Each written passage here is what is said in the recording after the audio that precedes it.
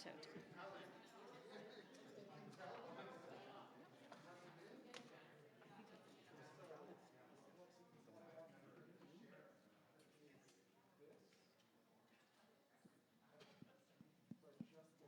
Gotta wait for the boss to sit down.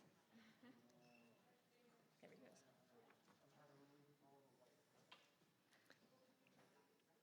Good evening. I'd like to begin by acknowledging that we are in Mi'kmaq, the ancestral and unceded territory of the Mi'kmaq people. This territory is covered by the treaties of peace and friendship, which Mi'kmaq and Wolastoqiyik people first signed with the British Crown in 1725. The treaties did not deal with surrender of land and resources, but in fact recognized the Mi'kmaq and Wolastoqiyik title and established the rules for what was to be an ongoing relationship between nations. Welcome to all of you here in person and those on live stream. It's very nice to see you, and I would also say it's also very nice to be here myself, this being my first day in the job. My name is Mary Ingraham, and I am the Dean of Arts as of today. This is my first official activity. Thank you. So it's my pleasure now to introduce Dr. Gavin Fridell. Dr. Fridell is a professor and Canada Research Chair in International Development Studies at St. Mary's University and a member of the Royal Society of Canada's College of New Scholars. He has written widely on fair trade and free trade, and his publications include Coffee by Polity Press in 2014 and Alternative Trade, Legacies for the Future from Fernward Publishers in 2013.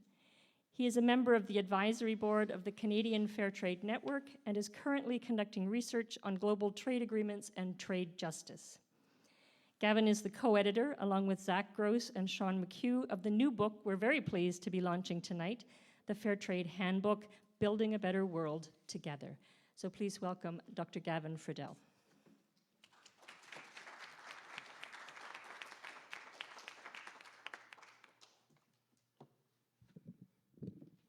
I feel like Trump has ruined all the fun of ripping off your mask. It seems like a very political thing to do now when you do it. Get this up a little higher. No, maybe not. All right, thanks very much to Dr. Ingraham, first off. I know it's her first day, as she mentioned. I really appreciate you coming out and joining us today and giving the introduction. I think you arrived in town on Wednesday, so probably it was a very busy time for you. So what we're going to have is an informal panel discussion today with some of our very distinguished panelists. And once the ball is rolling, I have a lot of questions to ask them, but I'm also going to open it up to the audience if anybody wants to ask a question fairly early on. Before doing that, I'd like to wish a very hearty congratulations to Just Us Coffee on their 25th anniversary. Over the past 25 years, Just Us has grown and evolved and overcome many challenges to become a leader in fair trade in Canada and internationally. It's a testament to the will and the energy, the passion and the hard work of everyone at Just Us and their allies. So congratulations to Just Us for all that they've accomplished.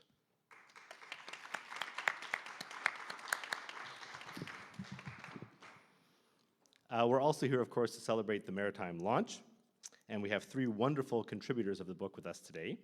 We have joining us electronically in cyberspace, Nelson Camilo Melo Maya, who's a small producer of high quality and certified organic coffee in Cauca, Colombia, with his own brand, Nelson Melo, in the US market. He's a chair and legal representative of the Organic Producers Association in Cauca, has been a board member of the Latin American and Caribbean Network of Fair Trade Small Producers and Workers, worked as a general secretary of the Colombian Initiative of Small Fair Trade Producers, and has been vice chair and since 2018, chair of the Small Producers Symbol. We also have with us here today Joey Pitowello, who's a worker member and general manager of Just Us Coffee, and a small-scale organic farmer in Hortonville, Nova Scotia. As we're going to learn a little bit more about later on, Just Us is a worker-owned cooperative, and it's inspired by the potential solutions that democratic business and supply chains offer the solidarity economy. And finally, last but certainly not least, is Dr. Kate Irvin, an associate professor in international development studies here at St. Mary's, and a faculty associate with the School of the Environment. Her research focuses on the global political economy of climate change mitigation, carbon trading and offsetting, carbon finance, and global climate justice. She's the author of the book Carbon, published in 2018 with Polity Press. So thanks to them for joining us, and thanks to all the contributors of the book, all of whom wrote such wonderful chapters. I'd also like to thank SMU alumni, Fernwood, the SPP Global, and Just Us Coffee for all their work. There was a lot of people involved in the book, and a lot of people involved in organizing this event and some other events, and there's too many to thank. But I would like to give extra special thanks to Vicki Matthews, to Marla Cranston, to Stephanie Letemple, and to Errol Sharp, and of course, immeasurable thanks are owed to Kate, Sebastian, and Sasha. So if you didn't purchase a copy of the book yourself tonight, you can get them in Halifax at the Bookmark downtown, so thanks are also owed to them for having the book available and promoting it. So the book itself emerged out of a range of discussions at the Canadian Fair Trade Network over the last few years. And in putting the book together, we've sought to assemble all these different voices from fair trade. Fair trade can mean many different things to many different people. It can be understood as a certification system that has minimum sort of baseline standards, a minimum floor price, rules and regulations around worker safety and sustainability, social incentives paid to producer communities so that they can run and manage their own projects. It can mean building partnerships based on solidarity, dignity, cooperation, and understanding. And it can also involve advocacy for trade justice, pushing for new and better trade rules that support social justice. Now, fair trade itself, of course, is far from perfect. Thus far, it's had limited reach and limited impact compared to the overwhelming weight of the global economy. Despite much talk to the contrary, the general norm in global supply chains is still to push down working conditions and step up environmental degradation for the sake of increased profits. Fair traders are engaged in a constant battle to have the best and highest standards recognized and embraced. To understand the need for fair trade, we need to understand the deep roots of unfair trade in this world, and this exists on so many levels. One of them is wealth inequality. According to Oxfam International, in 2019, the world's richest 1% had more than twice as much wealth as 6.9 billion people, while almost half the world lived on less than $5.50 a day. Most of the world's super rich have gotten richer during the pandemic. Chief among this is Jeff Bezos, the founder of Amazon, whose personal wealth has increased by tens of billions of dollars in the last year alone. He's now the richest person in history, worth $200 billion. This is more money than the total income of Iran and all of its 83 million people. There's also inequalities in climate change. The impacts of climate change will be felt highly unequally depending on who you are and where you live. A person in the wealthiest 1% of our world uses 175 times more carbon than a person in the bottom 10%. In 2019, the United Nations Special Rapporteur on Extreme Poverty and Human Rights offered this dire warning, which I'm going to read. Perversely, the richest, who have the greatest capacity to adapt and are responsible for and have benefited from the vast majority of greenhouse gas emissions, will be best placed to cope with climate change, while the poorest, who have contributed the least to emissions and have the least capacity to react, will be the most harmed. As just one daunting figure for this, to show that we're unfortunately on this path right now, the World Bank recently estimated that without immediate action to address climate change, 120 million more people could be pushed into poverty by 2030, and this is likely considered an underestimate. There are also inequalities in global governance. The rules around global trade and investment are often evoked as examples of how uneven these global governance rules are. In particular, when we talk about trade and investment rules, they're highly slanted in the interests of rich nations and transnational corporations. One example is the numerous investment rights that are embedded in trade agreements. They allow corporations to directly sue governments if they feel governments have passed policies that infringe on their investment privileges. According to the United Nations Conference on Trade and Development, from 1987 to 2017, there were a total of 855 investor disputes launched globally. Billions of dollars were awarded to corporations, with the average award amounting to $125 million. In contrast, trade agreements tend to have none or very weak rules when it comes to labor and the environment and other social rights. There's really been only one major case that has ever gone before a trade panel that was a labor case. It involved a labor dispute between the US and Guatemala. It took them 9 years to rule on the case. During this time, 7 union members in Guatemala who had signed on to the original complaint were murdered. The panel finally ruled in 2017. They determined that the Guatemalan government had violated labor laws at 8 separate workplaces. But they also determined that it did not affect trade, so the case was tossed out. Inequalities are also ever apparent in incomes and prices in global supply chains. Put simply, farmers and workers are not paid fairly for their knowledge and hard work, and in many cases, their agroecological practices. According to an Oxfam report in 2017, a small-scale rice farmer in Thailand only earned 56% of a living income. A tea worker in India only earned 38% of a living income. A coffee farmer in Kenya only earned 53% of a living income. For the coffee farmer, to get their income up to a living income, an additional 2% needs to be added to the final price. This means that a $2 cup of coffee needs to cost $2.04, as long as that 4 cents gets into the hands of the farmer. This 2% gap is a very powerful symbol.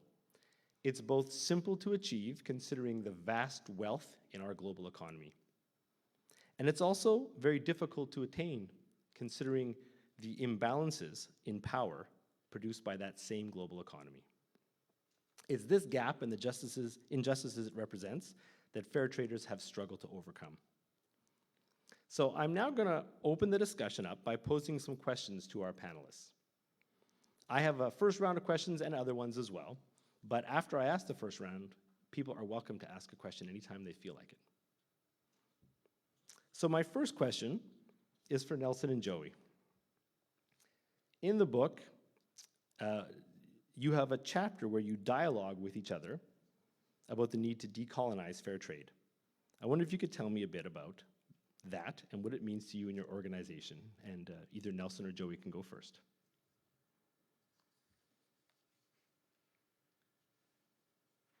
Well, I guess I'll give it a try. Nelson, do you want to follow me or do you want to go first? Gracias. Primero que todo, Thank you. un saludo desde la ciudad de... I greet you from Mexico City. I'm here in our headquarters in SPP. I'm preparing our General Assembly. I thank you very much for giving me this opportunity to be here today and share what we have been dialoguing on the book.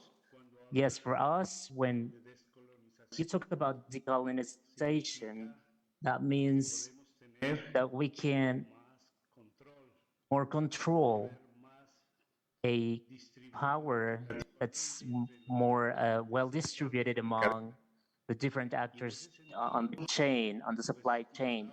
And in that sense, undoubtedly, we would a voice that could be listened by everyone, a voice that is be taken into account to design the strategies on the market, and that undoubtedly would bring a lot of advantages for us, advantages for our families, for our organizations, because we would have better opportunities on the market. Advantages also for all the actors that take part in the supply chain, because giving the power to to the farmers, to the small farmers, that doesn't mean not listening to the other actors. That means working with justice, do the right thing. Undoubtedly, that would beneficio be para todos a great advantage for all those consumers who are responsible, who we thank a lot for looking for these products that do not only take into account commercialization, but they also think about the well-being of all the planets, all the inhabitants in our planet. So decolonization means for us something that is right, something that is going to benefit everyone.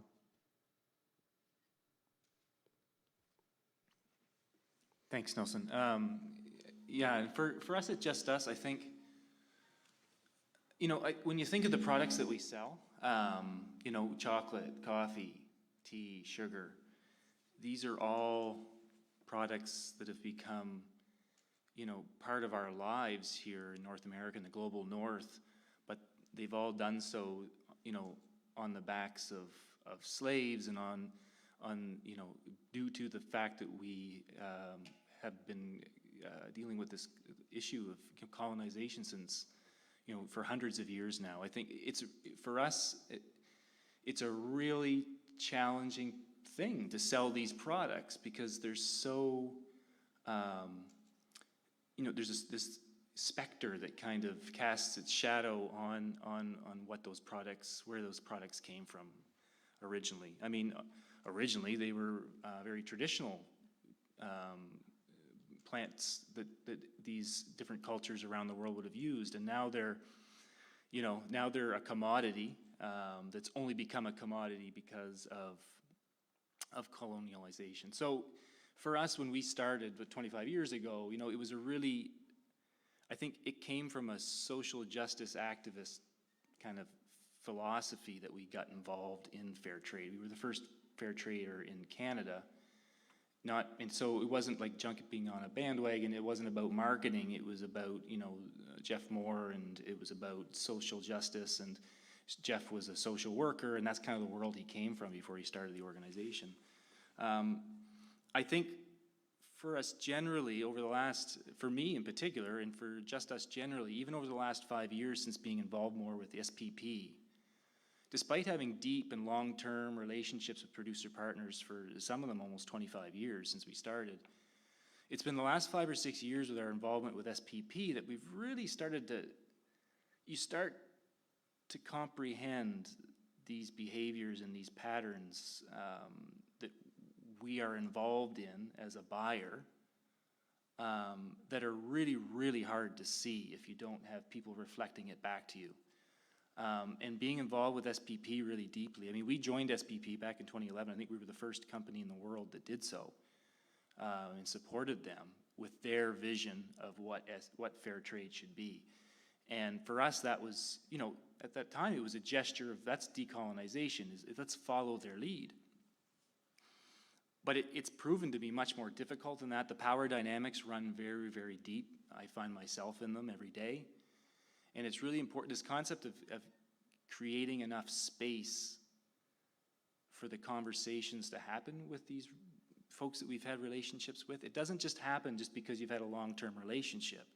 It happens because you create a space, you acknowledge the power you have as a buyer, and you challenge, in a sense, producers to take up that space that's been provided. And it's a challenge every day, but I think it's, for us, even negotiating a contract is much deeper than just deciding on a price.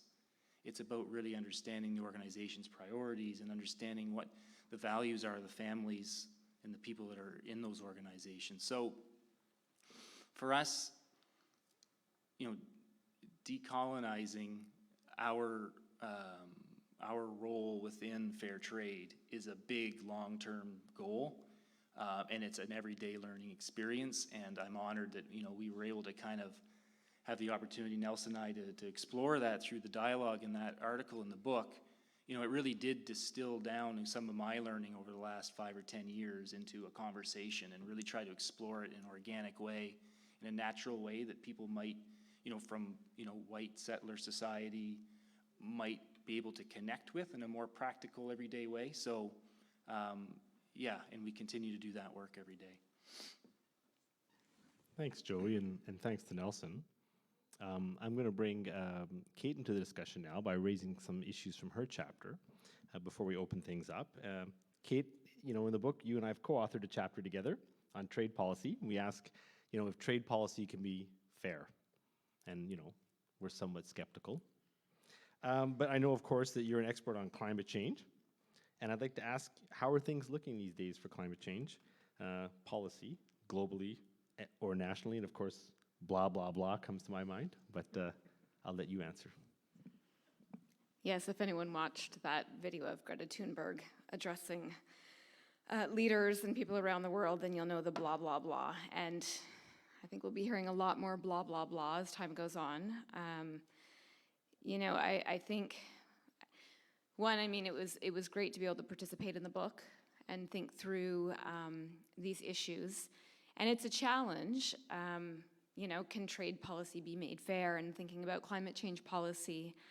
And it's difficult because, you know, we're also teachers and we're with students in the classroom, and you want to give them hope, and sometimes it feels kind of hopeless. And you know, looking at, you know, all of the statistics and data that Gavin just gave us, you know, things are looking pretty bleak. And when you get to the climate change front, and one of the ways for me to go into this, thinking about the book and thinking about fair trade and then thinking about climate change and climate change policy, is to really look at how deeply interconnected and intertwined the climate crisis and climate breakdown is, with a history of global unequal trading relations, the history of colonialism, imperialism, where you have conditions that Gavin described of you know, workers and producers and farmers and families not getting a fair wage, not getting fair value for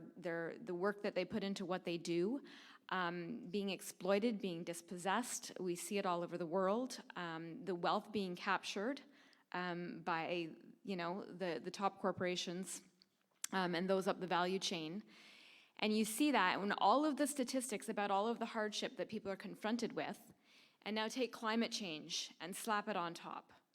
And so they're so deeply interconnected, and then we can look at the climate crisis and say, well, geez, how's that connected to colonialism and unequal power relations? Because we know the history is one of countries in the global north that developed through processes of colonization and the extraction of wealth and resources and humans as slaves from countries in the global south to enrich themselves and arrive where they did. And so they're able to dominate global you know, financial and political systems to their advantage. And so we see people in this position where they're deeply exploited, and climate change comes out of that very same history. And so it becomes difficult when you see how agreements get negotiated to think, how do we make it fair? Because things are stacked against that at the moment.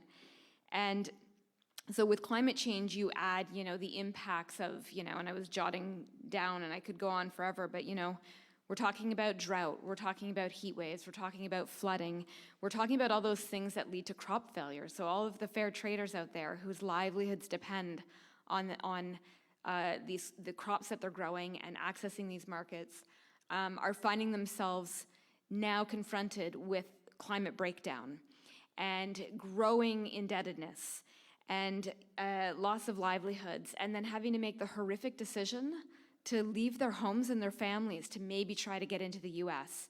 And they're lucky if they make it, but then what are they confronted with when they get there?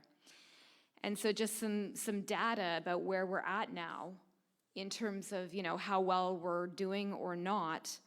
And many of you are probably familiar with this, but we know now that the world's experiencing the 6th mass extinction ever because of what humanity is doing. According to a recently published scientific study, only 3% of the surface of the land across the globe can now be considered ecologically intact. So that's 97% that is not. In the year 2020, anthropogenic mass, so the things that we as humans make and produce, surpassed all living mass on the planet. So what we find in nature. And stunningly, for every person on the planet, anthropogenic mass that equals or exceeds their body weight is produced every single week. So imagine that. We're producing so much, and it's coming from this one world that we all share. Disasters are happening faster than it was anticipated they would. The Intergovernmental Panel that released its sixth assessment report, the assessment for the science community in August, says it's now unequivocal that it's human behavior and human actions. And now, which ones? Well, that's a question we need to have, because it's not everyone behaving in the same kinds of fashions. But the science is now unequivocal, and it actually means a lot to get to that language of using the word unequivocal in scientific terminology. It takes a lot for scientists to do that, and they're finally willing to say, absolutely. And so, I could go on, but if, one other one. Concentrations of CO2 in the atmosphere, highest they've been in 3.6 million years, and we're pumping more and more. So to get to the question then, how are we doing on climate policy around the world? Horribly, absolutely horribly. Our governments are failing us abysmally. And so the Paris Agreement itself, and when Gavin and I wrote the chapter, I'm thinking about, trade agreements, and then I'm thinking about the Paris Agreement. Well, it's voluntary. That's not great. Now, it's probably the best we could have gotten, but countries are able to go into that agreement and say, this is what I'm willing to do.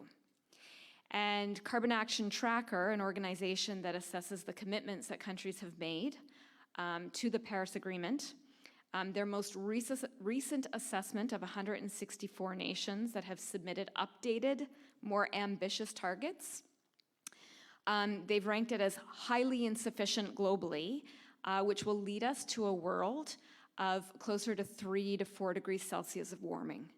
We're at 1.2 right now, and look at the catastrophes we're seeing all around the world. So that's where we're headed. Canada has ranked itself as critically insufficient in terms of its own target. And what we see when the research comes out and they look at those targets, the United Nations Framework Convention on Climate Change just did a synthesis report to say, what do these new ambitions lead us to? And they found that these new commitments to the Paris Agreement will see an increase in carbon emissions by 5% above 2019 levels by 2030. And what we actually need is to be going down at this point in time. And that's because our governments continue to invest in fossil fuels. They continue to do all the things that we know we need to shift away from aggressively. And it's not going to be easy, but it needs to happen. And so in the trade agreements, where we see real teeth to hold governments to account, we don't see that happening. And instead, we're seeing very weak agreements that are voluntary. So, not great. Well, I was going to say thanks, Kate, but I don't know if I should say that after that kind of answer, but that's even worse than blah, blah, blah. I'm going to follow up with the climate change question for Joey and Nelson, I think, but I'm also going to say now, if anybody has a question at this point, at any point, just raise your hand now or go to the mics there and you can ask it now. We don't have to follow through on my questions. So if anybody has a question, please just raise your hand. I'm maybe going to ask Nelson and Joey as a follow-up here to tell me a little bit about your organizations. You guys must be struggling with climate change, as we all are, and your supply chains. And I'm curious what you guys might be thinking of doing or are doing or have experimented with to try to address climate change. I wonder if you want to go first, Nelson.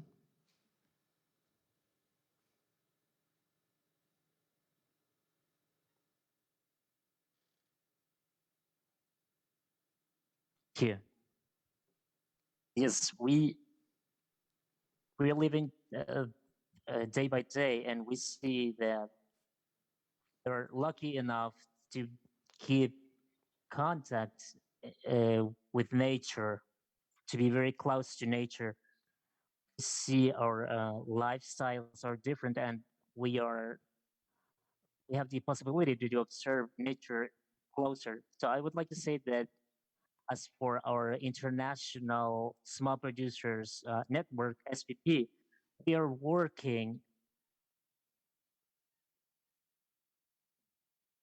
we are raising awareness about these realities. In some way, we are telling the truth. We are promoting small scale ecological production, which we think it's the right way to produce if we want to address these issues by means of our work. We are also preparing ourselves with technological tools to be able to work with possible allies that we can find along the way. And as for small producers organizations that make up SPP, well, we've been working a lot with soil protection and also to protect productivity, increase productivity to diversify plantations in agroforestry. And also we've been working a lot in terms of protecting the water that we do, and also to to to stop wasting water. A problem, an issue that has to do, it's present in conventional production where synthetic fertilizers, well, here in our country we can see that these fertilizers are more expensive now, and thus we, because of the work we've been doing, we've been working with our commercial allies to produce our own fertilizers that are organic. That's a way in which we can contribute to stop climate change. Those are some concrete projects that we have been implementing to stop climate change. We understand that the effects of climate change, we have to address them locally. Each farm has to create their own microclimates to be able to plant the seeds, to make our seeds resistant to those variations. And with these measures that we are implementing, it's our initiative. It's not the government's. It's our idea. We want to do that. It's an alliance. It's a part of the alliance of our producers, our allies, and our families. We're trying to work together so that we can show concrete results. That's what I can tell you about this question. Thank you very much. Thank you, Nelson. Joey? Yeah, I guess our first real slap in the face as far as climate change goes was in 2013. I had just been doing coffee buying for a year or two at that point, and it was the coffee leaf rust crisis in Central America in 2013, and a lot of the producer partners of ours, they're all small producers that are democratically organized into co-ops, and these co-ops, you know, in the most extreme situation, we're only harvesting 10% of their typical yields because of the decimation from this. It's a fungal disease, and because of the rising temperatures at the altitudes at which they grow coffee, it had just taken a hold and just totally defoliated most of the trees, ruined a lot of the fruit. Fruit couldn't ripen, and ultimately it was either ruined or low quality coffee that was coming off the trees. And we tried to, this was a fairly naive program, but we made an attempt. We created what we called a rust relief differential, or a premium that we were adding to our contract price that we'd already agreed to, and it was kind of a sliding scale depending on the loss of yield, as to how much we would put to in addition to the contract price, and we were trying to accommodate for the yield losses. but looking back on it now, it's, you know, it's kind of embarrassing. You know, it was a drop in a bucket for producers who were selling, you know, hundreds of containers, and we were buying maybe 2. And it was a drop in the bucket for them, and it, you know, it actually was it was quite a risk for us in the following years, because we went from a US dollar on par with our dollar to the following years to it went up, so that it was much more expensive for us to buy the American dollars that we buy coffee in, and it actually put us in a pretty tight spot for a couple of years, because we were still doing that despite because the loss of yields continued on for a couple of years after that. The trees that died had to be replanted. I mean, the amount of work that had to go into recovering from that was huge. And then last year we saw the 2 hurricanes that just absolutely, you know, decimated, particularly producers in Nicaragua and in Guatemala that we have had long-term relationships with. Tons of food crops lost. That was some of the biggest hit. Was a lot of these folks grow their own food, their own staples, you know, corn, beans, and they were just wiped out. It was just washed away over the course of a couple days. And the floods, you know, the city's just underwater. It was kind of crazy watching people drive along highways and see highway signs, but no highways to be seen, just lakes of water. So, you know, it's a couple of fairly major events that really knocked it into our minds how critical this was and how vulnerable our supply chain is. Over recent years, you know, we put aside 10% of our profits every year. As a worker co-op, you know, we set aside profits to do certain things. There's 20% goes towards savings funds for our workers. Another 5% goes as kind of like a Christmas bonus to workers. And then we set aside 10% every year goes towards producer projects that are designed and implemented by producers, and our part of the deal is to provide some money for those projects. They're small projects. We use what the SBP calls their Global Contributions Program, which is the way they build a platform for some focal points for projects that small producers are interested in doing. And one of those focal points is climate change and mitigation measures and those sorts of things. So we've had a couple projects. One of them was, you know, a coffee tree planting project in Nicaragua. That's been going on for 4 or 5 years now, every year. Also, more recently, with the organization that Nelson is also a grower within, we are working on, and he spoke of it a little bit.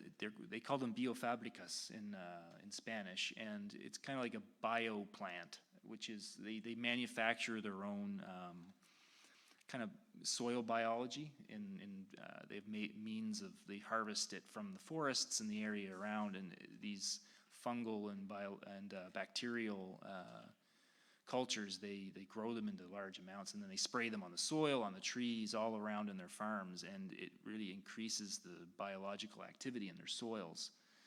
And as such, you know, some of you may have heard of the drawdown concept. The idea is to draw carbon deep into the soil and to break it down more quickly into humus, which is just a stable form of carbon. And firstly, it allows for very healthy soil. It holds nutrients and water very well. And as such, the trees are able to produce higher quality coffee for Organica, the organization that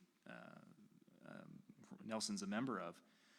But also, it has this other piece where it's sequestering carbon into the soil. And this is a huge service that producers that we never see or even know of a lot of the time are providing for us here. And I think it's, you know, it's remiss not to point that out explicitly today, because it's one of the most effective ways to draw carbon out of the atmosphere. And yes, there's some debate as to how long it stays there, but you know, just us, we've sold only organic products since we started. And again, it wasn't because people were looking for cool green-colored organic labels on their food at the time. It was the regenerative qualities of organic agriculture are essential, particularly now when we're talking about climate change. You can see when farmers are on their land tilling it up. You know, the satellites can see the carbon dioxide floating through our global atmosphere when that happens. So organic and regenerative agriculture techniques in particular, and these are the ones that they're practicing through agroforestry in Colombia, where Nelson is, and a network of amazing producer organizations in Latin America that are really doing it because they've decided it's a priority of theirs. It's not for any support from their own governments or from the international community, which is generally, you know, trying to grow the sales of corporate versions of climate change mitigation. Really is kind of what we see on these grander scales. But I think the goal of this is it's all about, you know, small producers. If you stack all of those small producers' actions up on their farms, whether they're small producers in the global south or here in the global north, I think you really see an impact. You really see an amazing amount of work into getting done that is not, they're not being paid for, not 1 cent. And it's really egregious situation to think that that's the case. I mean, one of our biggest opportunities and one of our easiest things to do in many ways, and yet there's absolutely no real focus on it when it comes to governments and whatnot. So I think that's a big piece of, you know, the whole climate change conversation for us at Just Us. You know, we're only bringing in 17 or 18 containers of coffee a year, though. I mean, we're just tiny. Imagine, you know, the ones that are bringing in tens of thousands of containers a year, and yet they're still, you know, arguing over 4 cents a cup getting to farmers. You know, imagine what could be done if those organizations really put their minds to it. It boggles my mind why we're still stuck where we are. But thanks. That's my really positive response as well. Well, yeah, it started off really worrisome, and then you had some positivity at the end, and then you took us back to worrisome. It's a bit of a roller coaster, yeah. What do you think, Kate? You got something positive to share with us? Is there anything that we should be looking at when it comes to climate change or commodities or coffee that maybe can give us some hope? Yes.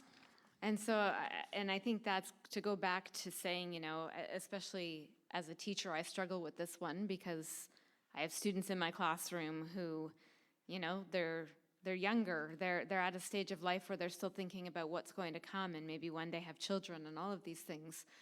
And if we have no hope to give, then what's the point? We might as well just throw our arms up and enjoy, well, you know, what we've got while we can. And so I think that there's plenty to see when we look around. And, you know, because I'm also an academic, I'm going to take it back to an academic that I quite like in some of his work. His name is Massimo De Angelis, and I use his work quite a bit. You know, and he wrote a piece back in 2004 talking about, you know, when we're looking at the global economic system and what's wrong with it, and the fact that it's one it's fundamentally grounded in this growth imperative, you know, and I say it over and over again, limitless growth on a limited planet. You know, this is the nature of the global economic system, and that's what drives so much. And we can get caught up then, for understandable reasons, in saying, you know, well, obviously what we need is massive systems change. And I believe we do. And I'm not the only one, and it doesn't only come from, you know, radical wings of social movements. The Intergovernmental Panel on Climate Change, in their special report that they released in 2018, they very clearly said that we need system-wide transformative change. And they were talking about broad structural change. And, you know, they code it because you have to be careful. You're dealing with a lot of governments and powerful actors. So if you feel like that's the route, then it feels hopeless because what are we going to do? And so he reminded people in that article that you also have to look at the alternatives that are happening in the here and the now, rather than, you know, just the big goal. What's happening in the here and now that provide us with examples of things that are happening that might point us in the direction we need to go in. And I think, talking about, regenerative farming and what all of these small producers are doing, which the value isn't recognized, and we're not paying them for it. And the only time, not the only time, but often the only time we do pay them for it is if we're getting something in return. So I do research on carbon offsetting globally, and it's quite problematic because, we need to get something back, i.e. continue to pollute. But so I was thinking about the positives today, and I think, there's a huge list of things we could actually talk about. And so if we look at things like divestment globally, divestment from fossil fuels, there's active movements all over. Now, if we want to look at the kind of the financial sector and, the global financial sector and people who have their money, the hedge funds and everything else, the current data shows that roughly 14.6 trillion US in managed assets has been divested globally from fossil fuels. And it was only 52 billion in 2014. So we've seen, a very large uptick. Sorry, I think I said 14.6 trillion? Yeah, versus 52 billion. Universities and colleges. In Canada, we've got Concordia, UBC, University of Guelph, University of Quebec at Montreal, Lakehead, that all have plans to divest or have gone that route. And so St. Mary's, certainly it's something we could begin thinking about here. In the United States, over 50 universities and colleges are now divested, including the giant of the University of California system. And so that's massive to pull that money out of fossil fuels because we're giving a signal. No, we're not putting our money into that anymore. We're going to put it somewhere else. Now, it doesn't always go where it could benefit the planet, so we need to look at those portfolios.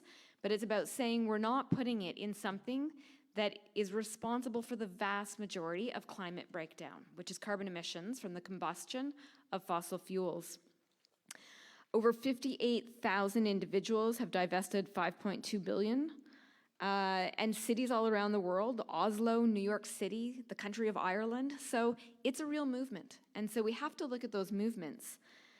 Recent report on Indigenous resistance across Canada and the United States showed that because of Indigenous resistance against pipelines and fossil fuel projects and infrastructure expansion, over the last 10 years, the 20 projects that were looked at, it was estimated, and this study came from the Indigenous Environmental Network and Oil Watch International, that 25% of annual Canadian and US emissions have been delayed or stopped altogether because of these movements on the ground resisting what's going on. And something to think about as we now pass our first National Day of Truth and Reconciliation and what that actually means. Legal cases all around the world, young people bringing cases against courts, or to the courts, against whether it's Shell, and they're winning because Shell doesn't have strong enough targets, and they continue to plan to extract and burn and sell more and more fossil fuels.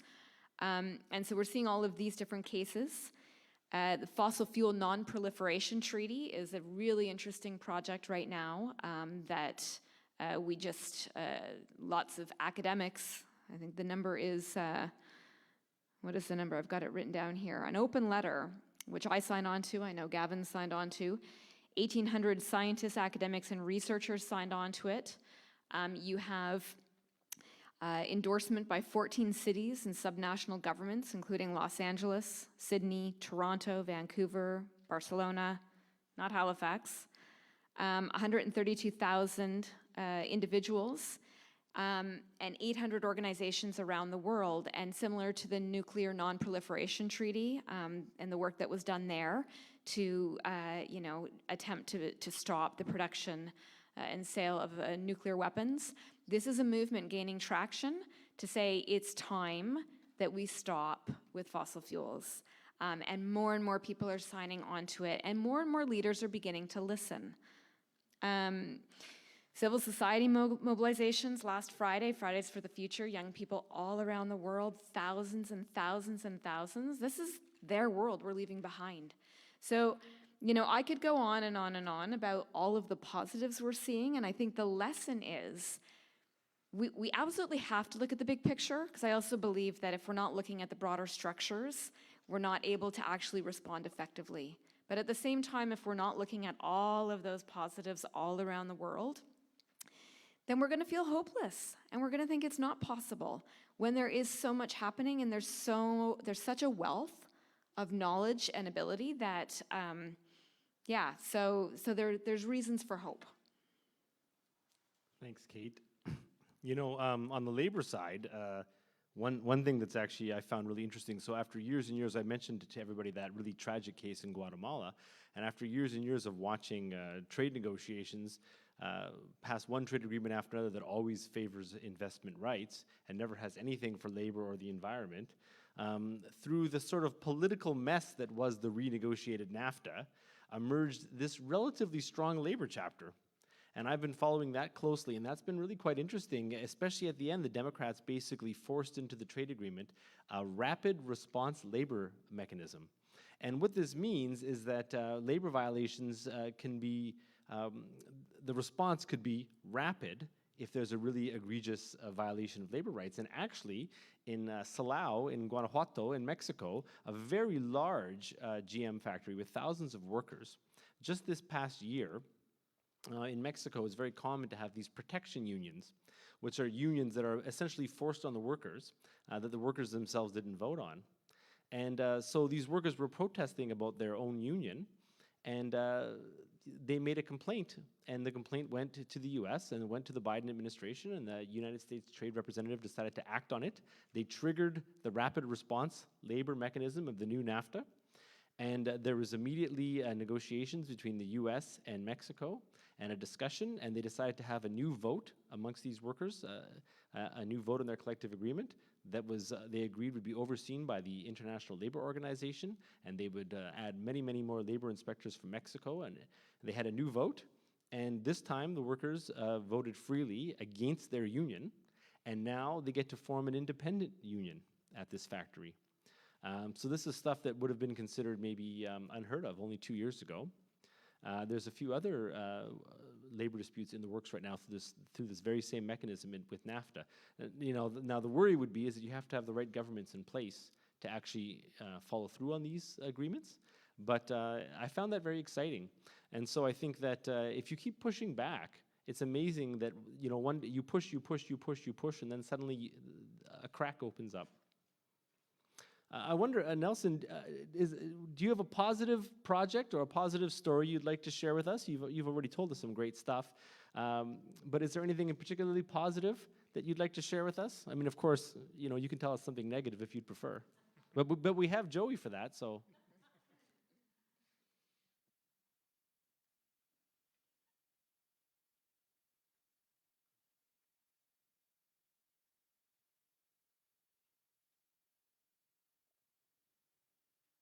Sorry, was the question for?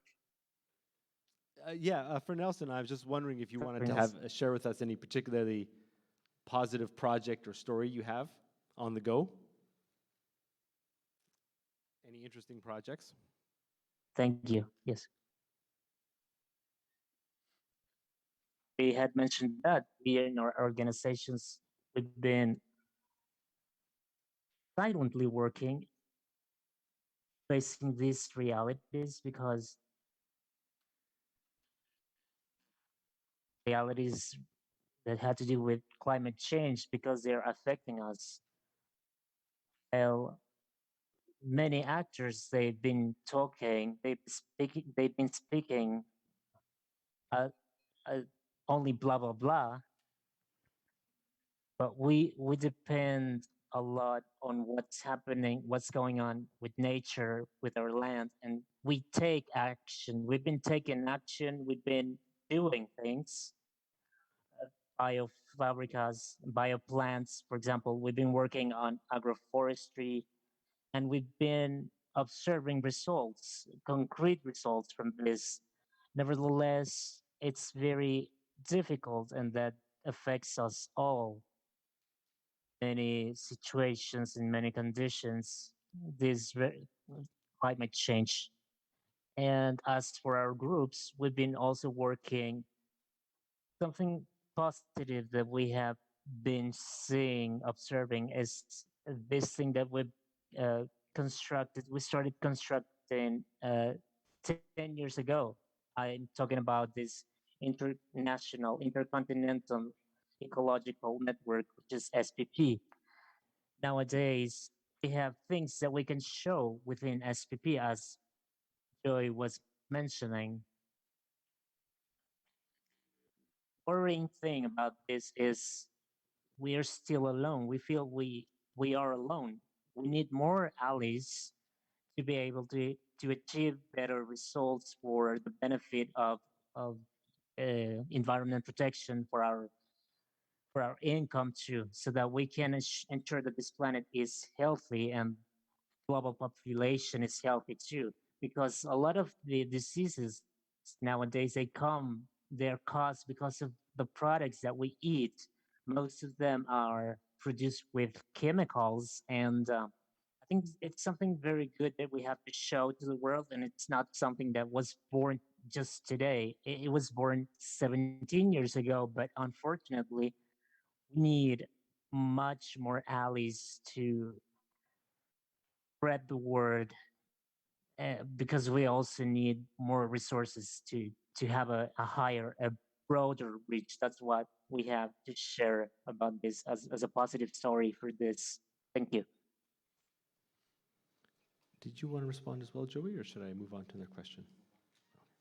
So is there any question at all from anybody in the audience? I'm just curious now, just to give a moment of pause in case anybody wants to ask a question.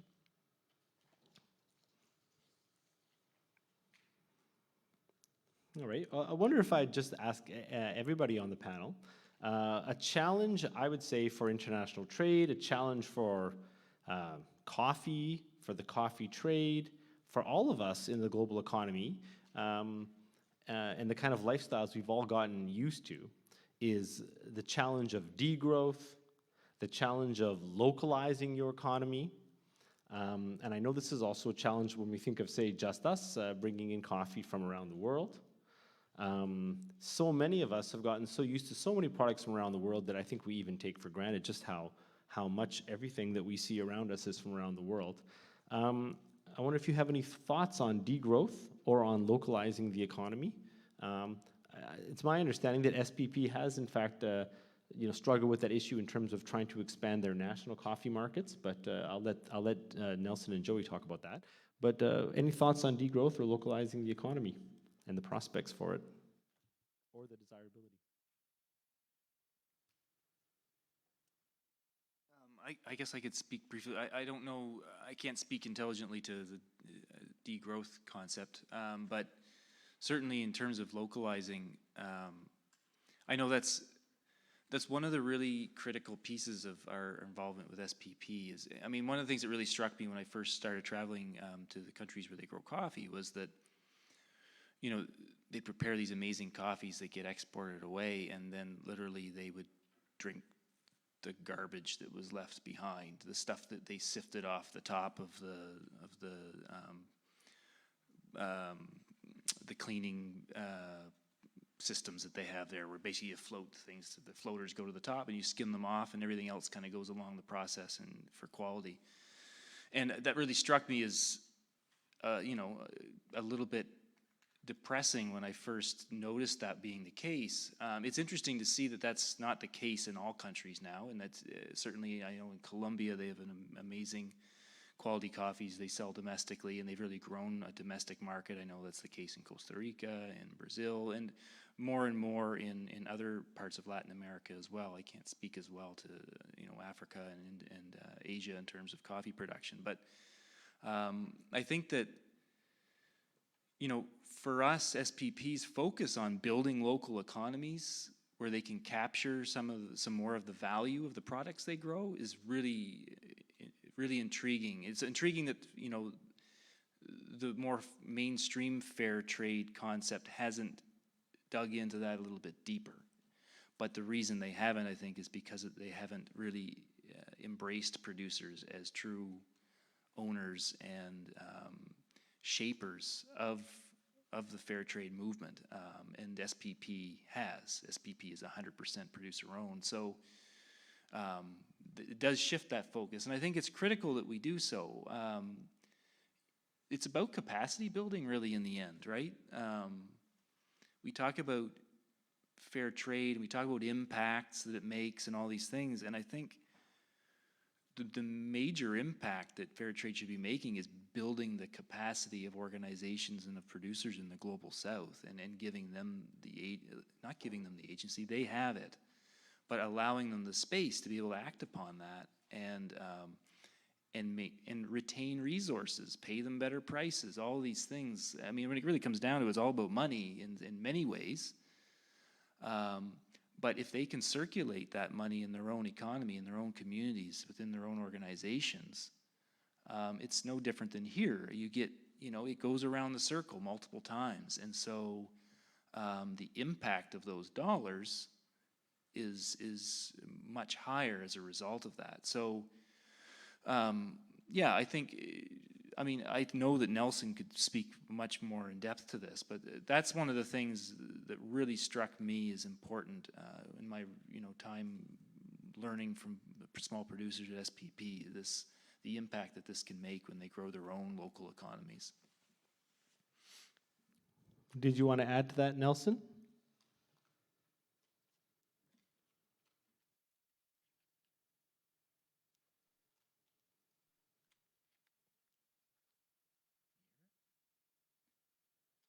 Yes, unfortunately, translation is by times I'm not able to understand what. Would you please ask again? Ask the question again. Sure. Joey and I was just asking about the need to promote the local economy and the need to think about questions like degrowth, limiting your economic growth. And then Joey was just sort of talking a little bit about that. I'm wondering what you think about the need to strengthen the local economy and not rely so much on international trade.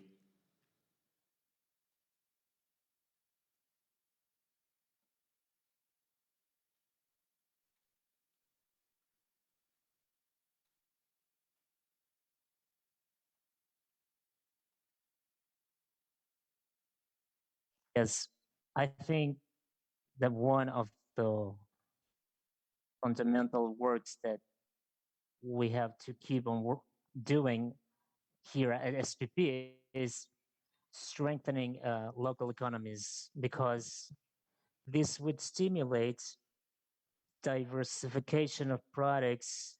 They would this would boost the movement of internal capital, and resources left out would strengthen our economies. That doesn't mean that we don't need to have relationships with international actors. Give you an example. If my country were to send its coffee only internally, there would be a lot of coffee that no one would consume. So for some products, it's very important. It's essential to have these international transactions. Unfortunately, uh, in this current system, there is not enough control of economies, because in our countries, there's a lot of products that are no longer produced, and some other products are produced, but they are not so as they are not quality products. Then that's a problem within our economies, and problem for in terms of food, because we're not eating good food.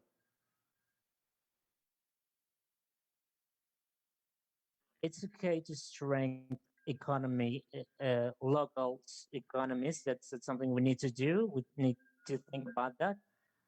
We also need to think to rationalize that international business tracks. That's also important for us, because that nowadays is a commercial practice that has no soul, and it destroys everything, and it's not constructing a lot. Thank you. Did you want to comment on degrowth at all, Kate? Sure. I think the question of needing to localize economies is a really important one. And I think that, you know, Joey pointing out that, and Nelson talking about the fact that obviously having, expanded markets within producer countries is very important. But as Nelson also highlighted, there's this need to continue to have international partners and international trade flows. And so it brings us into this question, because there's kind of a raging debate going on right now around this question of degrowth in terms of the pathway forward to deal with ecological breakdown. And, it becomes a tricky one, because the very easy way to approach it is to say that, degrowth is a life of austerity and hardship, and therefore nobody wants to talk about it. Or, from a different perspective, well, what would happen to, producers who depend on having those international markets? And I certainly think that's fair. And so I think that any, meaningful vision of what things are going to look like also entails recognizing that, trade doesn't disappear if we start to think about how we live ecologically on this planet in a meaningful way with justice. But we start thinking about, the data I gave in terms of, how much anthropogenic mass is out there right now. Well, there's a lot of that we don't need. We absolutely don't need. We are over-consuming, and we are encouraged to over-consume massively. And so it's very interesting, because the Sustainable Development Goals very clearly state within the goals that, there's these targets for addressing climate change, addressing ecological breakdown, and that needs to happen, and living within our means. And then at the same time, they call for an average of 3% economic growth per year globally. And so some scholars have crunched the numbers to show that that is pretty much impossible. If we're actually going to meet our ecological commitments and recognize the damage that we've already done and what is coming down the pipeline and we're experiencing now. So if I was living in BC this summer and through the heat wave and then my town burned down, I mean, people are living it now. They're living it all over the world. The hurricanes in Central America last year. And so we need to have a real discussion about what degrowth would look like as well. And so increasingly, people are starting to talk about the overdeveloped countries instead of just the developed countries, to say that some are using well beyond their fair share. In Canada, we rank number 5 in the world for our per capita carbon emissions. Number 5 out of every other country in the world. Australia's number 1. We have to have a serious discussion about what a global redistribution with justice in mind would actually mean. And it doesn't mean, like I said, austerity and hardship. It will entail change, but I think what we also need to do, and I struggle with this a lot these days because I'm trying to figure out, instead of always telling the bad news story, how do we talk about what is possible? And the idea of working less, having shorter work weeks, having more time with your family and your loved one and your friends, and more time for hobbies, putting money into healthcare and the caring economy instead of the things that are actually tearing it apart, having public transit in less, polluted cities that are making people horrendously ill all around the world. There's all of these things that we could celebrate in terms of, hey, that's a life I want to live. And it doesn't mean you have to give up your coffee and support producers who are working really hard in the global south for the things that they make. But there's a lot we can give up that would actually improve our lives. So I think we need to start talking about what a real meaningful quality of life actually looks like. Thanks. So, go ahead, Vicky.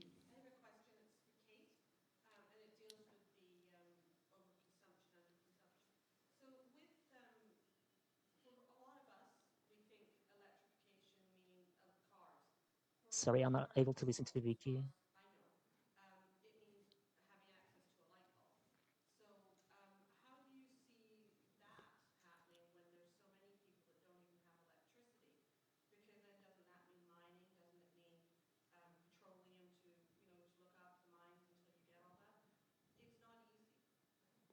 So just for the people that are watching online, I'll just sort of rephrase that quickly. But so Vicky's basically asking, what do we do about all the places in the world that still need to have access to electricity and other sort of modern infrastructure amenities that obviously require things like mining and other things like that? Yeah, I mean, that's, a great question, and it's something we need to really be talking about because it hits to the heart of this concept of energy justice as well. And I think that's where, fair trade comes, global justice. If we look and we say, well, there's people all around the world who have yet to, be able to access electricity and basic infrastructure. And in the global north, the reality is many governments, because of the system we've constructed that, and for obvious reasons, people make their livelihoods in the car industry and in the fossil fuel sector, and so we need to talk about just transitions. But we talk a lot less about public goods like excellent, amazing public transportation that can move people around really effectively. That's not always possible, but what we do talk a lot about are electric cars. And so we project massive growth rates for electric vehicles without talking about the problematic side of that we can't all continue to live a life of personal automobility because it doesn't actually fit with having to rein it back in. And then it's also one of justice because increasingly the researchers who do this kind of research are pointing out all about the mining and the fact that, all of the rare earth minerals that are going into renewables, that, into batteries, into all of these things we're talking about, our projections are to ramp it all up and not change our consumption patterns. It's just to say we can make it green, but we can still consume as much.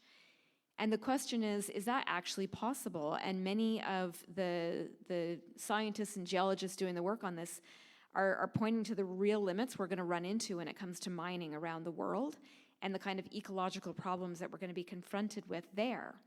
And that's not to say, so let's not do renewables and let's not think about electric vehicles, but thinking about, I like, to point to electric vehicles as a way to say, it allows us to continue to do things on an individual level and tell ourselves that nothing really needs to change all that much, rather than making our cities livable and meaningful in terms of how we get around and how we interact with each other. So we need so much more work on that. And that doesn't, I recognize if you're living in a rural area, you may need your vehicle to get around. Like, there's realities to that as well. But I think those are the kinds of discussions we need to have because without it, there can't be justice for the people who, if we liken the remaining carbon budget to this pie, the budget, well, technically, the remainder belongs to those who have yet to been able to use any of it. And we continue to take way more than our fair share.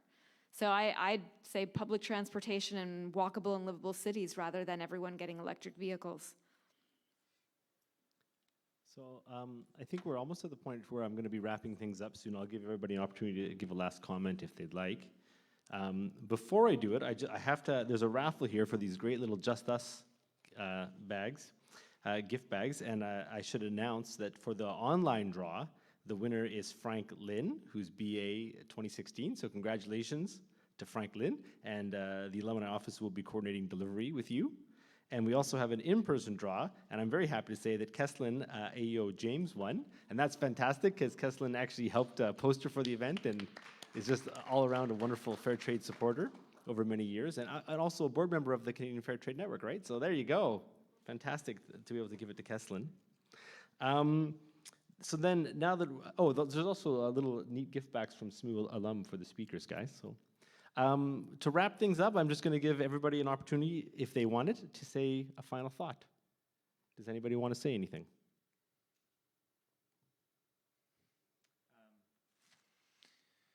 Yeah, I think that, I guess I'll just say that,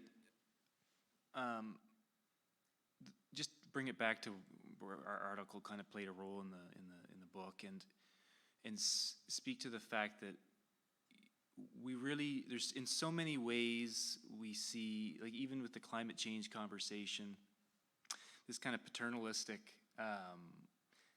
set of behaviors and patterns in our societies. And I think that, we have the ability through, the products that we purchase to really to question those patterns and to think.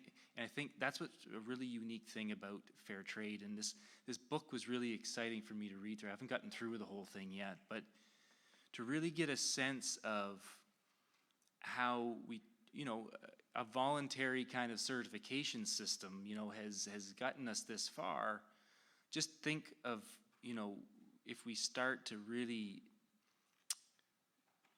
if we start to really conceptualize what colonialism in our trade systems and in our treatment of our environment around us, how it really manifests itself. And if we can start to make some gains in that direction, even moderate ones, like to see those really difficult things to see, I think that there's a really encouraging future for all of us. And it's, but it requires some self-reflection, and it requires some real questioning of the status quo. And I think we need to keep doing that. And I encourage everybody to get this book and really see how that status quo can be. I think you'll get some insight into how you yourself can even take some different stabs at that in your own lives. So we're all working hard. It's not an easy. We're not working with an easy system here to make it, a caring and loving world that we're all talking about here tonight. But it is possible, and I think some reflection on that should be part of our everyday. And I hope that we can all find some of that time in our busy lives. Thanks, Joey. Nelson, I wonder if you have a final comment at all. Certainly the solidarity and friendship that you and Joey show in the chapter is an inspiration. And I personally, of course, am looking very forward to an opportunity for you and I to meet in person in a post-COVID world. I wonder if you have a final thought you want to share.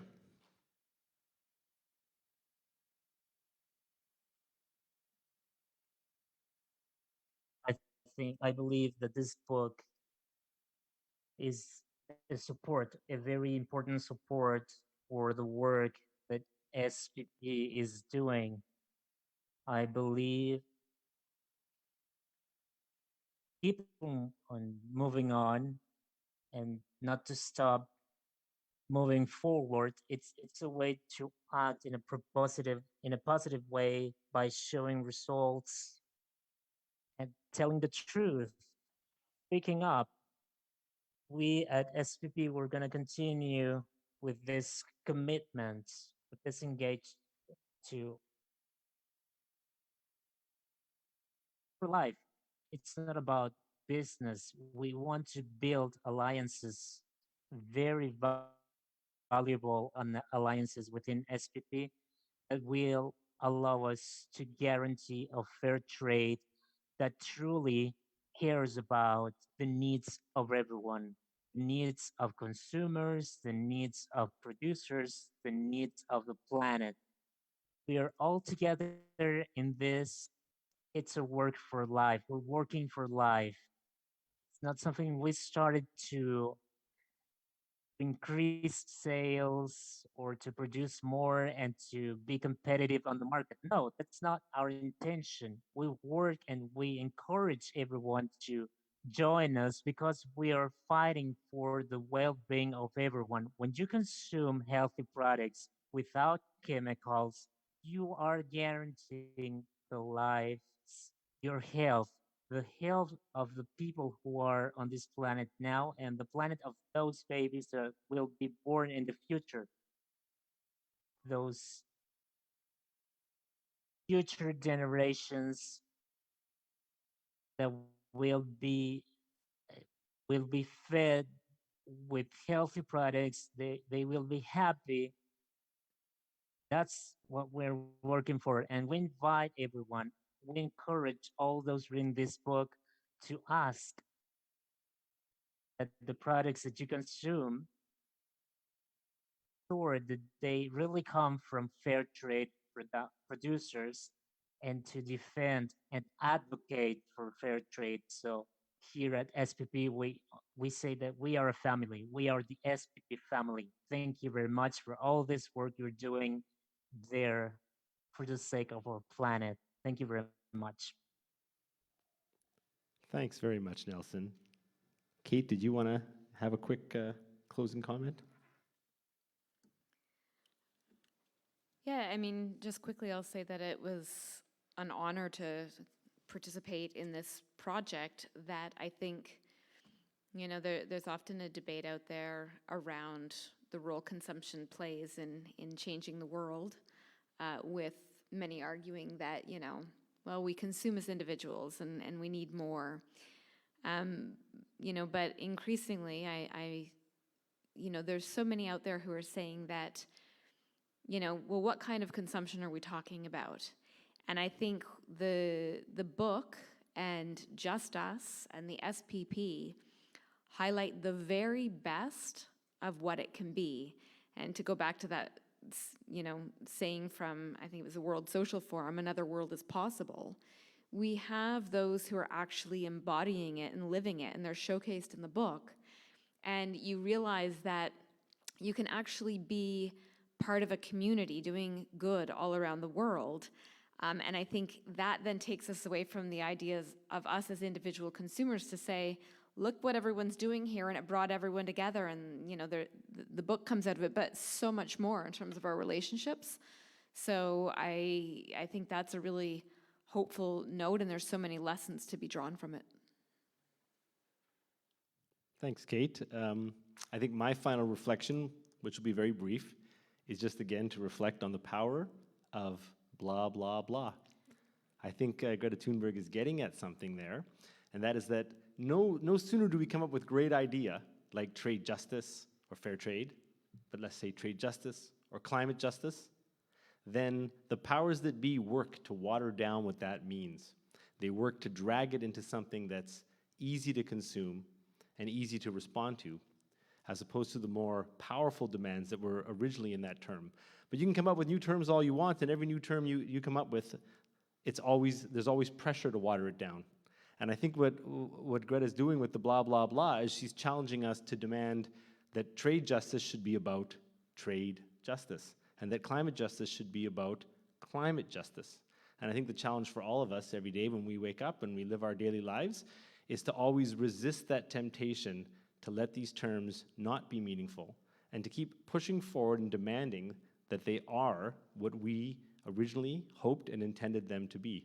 And I think that that's the way you keep pushing things forward. So it's my hope that that this book, which is a collaborative project with 28 wonderful authors, helps contribute to that. So thanks to everybody for showing up tonight. It's been wonderful to have this event, and thanks for the speakers. Thanks to Joey and Kate and Nelson, and to SMU alum for helping to organize everything. And everybody have a good night.